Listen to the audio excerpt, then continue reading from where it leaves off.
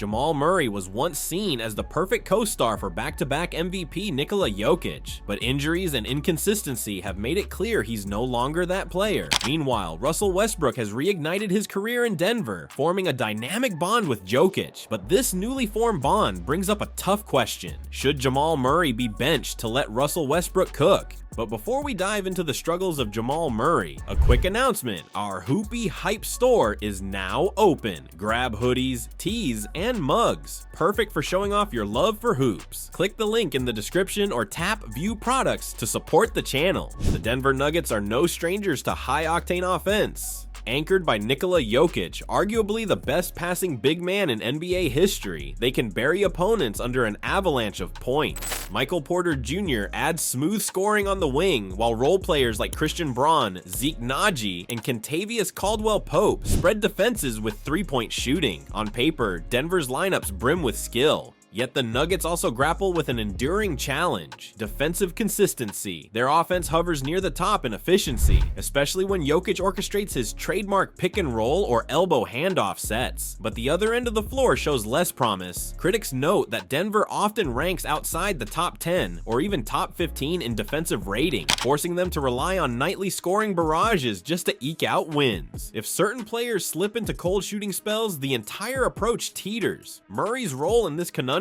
has historically been pivotal. As an attack-minded guard, he can torch defenses when his shot is falling or when weaving into pick and rolls. However, recurrent injuries have hampered his consistency. Post-ACL tear, he sometimes struggles to regain top speed or a reliable shooting stroke for full stretches of the season. Meanwhile, his perimeter defense, never his calling card, can leave the Nuggets vulnerable against elite backcourts. Enter Westbrook. Although not the sharpshooter teams typically covet around Jokić, Russ injects a relentless pace. He storms the floor, hunts early transition opportunities, and energizes a crowd that loves the hustle. On defense, Westbrook competes with more intensity than many suspect, particularly as an on-ball defender who can pester ball handlers and snag deflections. In short, Denver's identity is crystal clear: outscore everyone, lean on Jokić for an all-time offensive hub, and survive enough on defense to keep margins safe. Where does that leave the question of who should run point from tip-off? If Murray remains an every-night starter, you gain shot creation but risk long stretches of stagnation when he's not fully healthy. If Westbrook gets the nod, you might trade some half-court finesse for high-velocity mayhem. The risk is real, but so is the potential reward if the Nuggets address defensive holes and let an unleashed Russ transform their transition game.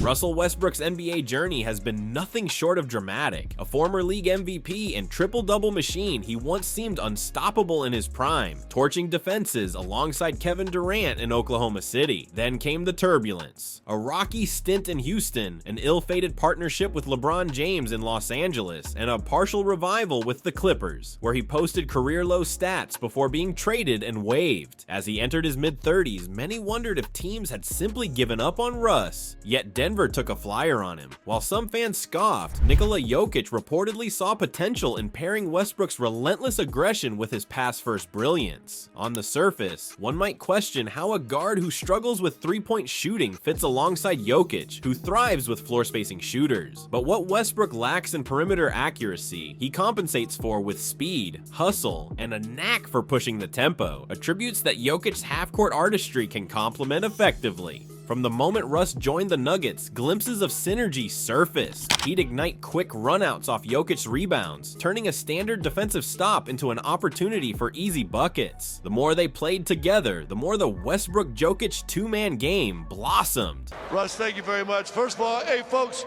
before I ask him a question, what do y'all think about Russell Westbrook as a Denver Nugget?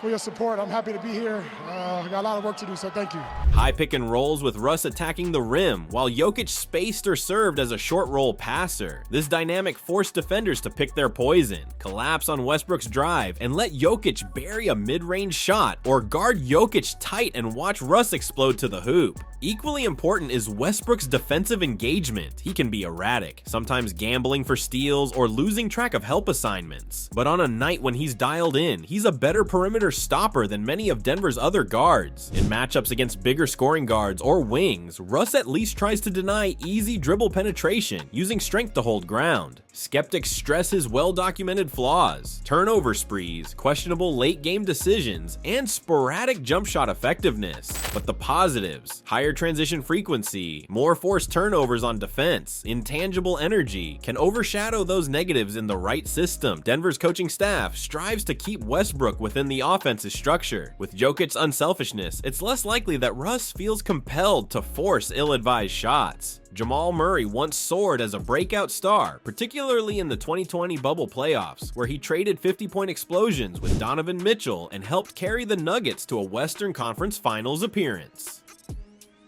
His partnership with Jokić felt seamless, a lethal pick-and-roll tandem that confounded defenders. He even garnered a reputation for clutch shooting. Images of him drilling dagger threes remain etched in fans' memories, but repeated injuries have blunted that momentum. From an ACL tear that cost him an entire season to recurring soreness that sporadically sidelines him, Murray's availability has become a question mark. He's never fully regained the unstoppable burst or consistent three-level scoring prowess he flashed before his injuries. Some nights he indeed looks like Bubble Murray, but on others, the rust and hesitation show. This seesaw effect complicates Denver's blueprint for success. On top of that, Murray's underwhelming perimeter defense is an open secret. He can hold his own in certain matchups, but is hardly the type of lockdown guard who elevates the team's overall defensive rating. Sometimes opponents target him in pick and roll sets, forcing Jokić to overhelp and leaving the interior or wings vulnerable. If you combine so-so defense with an erratic offensive presence, it might lead the coaching staff to reevaluate his primary role. And then there's the financial aspect. Murray's lucrative contract ties up a large chunk of the salary cap, reflecting the front office's once unwavering faith that he'd become a bona fide second star next to Jokić. But if that synergy is overshadowed by frequent absences or diminishing returns, the concept of value for money becomes murky. This is where benching him enters the conversation. Typically, benches flourish when you have a dynamic scoring guard who can dominate against opposing second units. Murray's skill set, pull-up jumpers, slash and kick playmaking, could feast in that role. Conversely, it might also help him recapture that bubble-level confidence without the immediate pressure of matching up against starting-caliber defenders. The notion seems unthinkable given his marquee status, but the data and on-court reality suggest it's at least worth debate.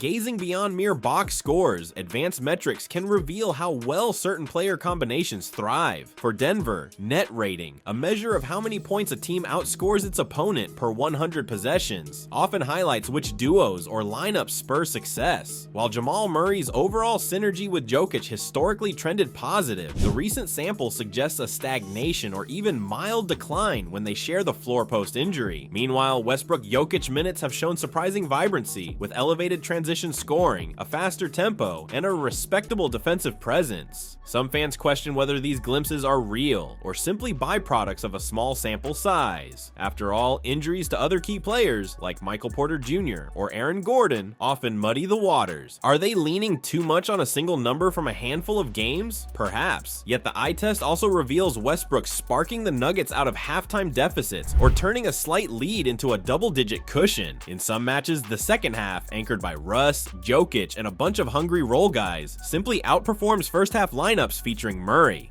Chemistry, or the intangible synergy among players, weighs heavily here. When Westbrook is cooking, pushing the ball, diving for steals, dishing no-look feeds, Jokić can roam the perimeter or the elbow, picking defensive weak spots. This approach sometimes fosters a more dynamic brand of basketball than with Murray, who tends to run deliberate pick-and-roll sets. While Murray's no slouch in delivering highlight passes, Westbrook's high-intensity approach complements Jokic's methodical style in ways defenders struggle to anticipate. Additionally, the data suggests that if Murray is less than 100%, a common theme due to repeated knee issues, his subpar defense and inconsistent scoring hamper the team. By contrast, Westbrook's high motor can at least ensure transitional momentum, even if his jump shot misfires. Stats show the team's pace ramps up with Russ on the floor, leading to more possessions and easier buckets. Shifting a prominent scorer like Jamal Murray to the bench could stir waves in Denver's locker room. Many in the organization view him as Jokic's trusted sidekick, the same guard who dropped monumental postseason performances. Yet if the coaching staff can deliver a transparent message, explaining that this move optimizes the entire rotation, players might adapt. First, consider how this change benefits chemistry. Deploying Westbrook as a starter unleashes a high-tempo opening punch. The energy leaps from the get-go, with Jokić feeding Russ, or vice versa, flummoxing defenders who aren't used to the Nuggets pushing the pace relentlessly right out of the gate. Meanwhile, Murray enters as the second unit star, feasting on bench defenders. With far fewer top-tier stoppers assigned to him, he can rediscover his groove, get shots in rhythm, and anchor scoring flurries against lineups lacking their best defenders.